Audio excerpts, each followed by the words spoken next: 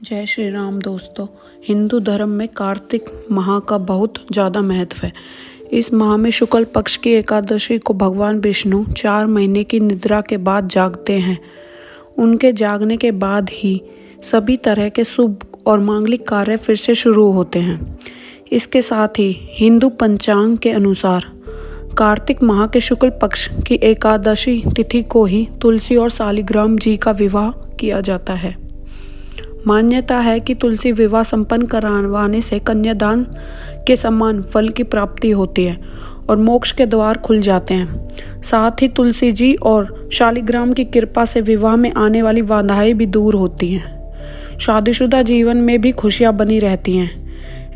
ऐसे में हम इस वीडियो में जानेंगे कि तुलसी विवाह कब है और इसकी पूजा विधि और शुभ मुहूर्त क्या है, और साथ में यह भी जानेंगे कि इस दिन क्या करना चाहिए।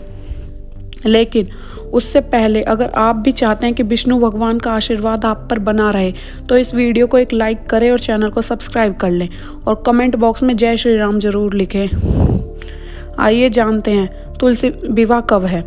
देवउठनी एकादशी के दिन तुलसी विवाह किया जाता है। इस साल 23 नवंबर को देवउठनी एकादशी है, इसलिए 23 नवंबर को ही तुलसी विवाह मनाया जाएगा। इसी दिन भगवान शालिग्राम और माता तुलसी का विवाह किया जाएगा। आइए अब जानते हैं तुलसी विवाह का शुभ मुहूर्त क्या है। कार्तिक माह के शुक्ल पक्ष की एकादशी तिथि 22 नवंबर को रात 11:03 से शुरू हो रही है। इसका समापन 23 नवंबर की रात 9:01 पर होगा। एकादशी तिथि पर रात्रि पूजा का मुहूर्त शाम 5:25 से रात 8:40 तक है। आप चाहे तो इस मुहूर्त में तुलसी विवाह संपन्न करा सकते हैं। आइए अब जानते हैं तुलसी विवाह की पूजा विधि के बारे में। तुलसी विवाह के लिए सबसे पहले लकड़ी की एक साफ चौकी पर आसन बिछाएं। फिर गमले को गेरू से रंग दें और चौकी के ऊपर तुलसी जी को स्थापित करें। फिर दूसरी चौकी पर भी आसन बिछाएं और उस पर शालिग्राम को स्थापित करें। दोनों चौकियों के ऊपर गन्ने से मंडप सजाएं। अब एक कलश में जल भरकर रखें और उसमें 5 या फिर 7 आम के पत्ते लगाकर पूजा स्थल पर स्थापित करें। फिर शालिग्राम व तुलसी के समक्ष घी का दीपक प्रज्वलित करें और रोली या कुमकुम से तिलक करें। तुलसी पर लाल रंग की चुनरी चढ़ाएं। चूड़ी, बिंदी आदि चीज़ों से तुलसी का श्रृंगार करें। इसके बाद सावधानी से चौकी समेत शालिग्राम को हाथों से में लेकर तुलसी की 7 परिक्रमा लगाएं। पूजा संपन्न होने के बाद तुलसी व शालिग्राम की आरती करें और उनसे सुख सौभाग्य की कामना करें। साथ ही प्रसाद सभी में वितरित करें। तो अब तुलसी विवाह के महत्व को हम जानते हैं। मान्यता है कि तुलसी विवाह करने से कन्यादान के समान फल की प्राप्ति होती है। इसलिए यदि किसी की कन्या न हो और उसे तुलसी विवाह करके कन्यादान का पुण्य जरूर कमाना चाहिए। जो व्यक्ति विधि विधान के साथ तुलसी विवाह संपन्न करता है उसे मोक्ष के द्वार खुल जाते हैं। साथ ही तुलसी और भगवान शालिग्राम का विधिवत पूजा करने से मनोकामनाएं पूर्ण होती हैं। तुलसी विवाह पर क्या करना चाहिए। तुलसी विवाह के दिन माता तुलसी का विवाह शालिग्राम से अवश्य कराएं। ऐसा करने से आपको तुलसी माता के साथ भगवान विष्णु की कृपा प्राप्त होगी। जिन लोगों के यहाँ कन्या संतान नहीं है उन्हें तुलसी विवाह अवश्य कराना चाहिए, क्योंकि ऐसा करने से कन्यादान का फल प्राप्त होगा। तुलसी विवाह के दिन घर में चांदी की तुलसी का पौधा लाना भी अत्यंत ही शुभ होता है। इसलिए छोटा सा चांदी का तुलसी का गमला अवश्य लेकर आए। तुलसी विवाह के दिन तुलसी का विवाह कराने के बाद मंदिर में उस तुलसी का दान करें और नई तुलसी लाकर घर में लगाएं। तुलसी विवाह के दिन शाम के समय तुलसी के पौधे के नीचे दीपक अवश्य जलाएं। ऐसे करने से मां लक्ष्मी की कृपा प्राप्त होगी। तुलसी विवाह के दिन तुलसी का विवाह करने से सभी प्रकार के दोषों का शमन होता है। माता तुलसी को लाल रंग की चुनरी अवश्य चढ़ाए, क्योंकि बिना लाल रंग की चुनरी से विवाह का फल प्राप्त नहीं हो सकता। तुलसी विवाह के दिन तुलसी के पौधों में जल अवश्य चढ़ाए। वैसे तो रोज ही तुलसी में जल चढ़ाना चाहिए ना। तुलसी विवाह के दिन तुलसी का दान अवश्य करना चाहिए। ऐसा करने से आपको भगवान विष्णु और माता लक्ष्मी की कृपा प्राप्त होगी। तुलसी विवाह के दिन छोटी छोटी कन्याओं को कुछ मीठा अवश्य खिलाएं।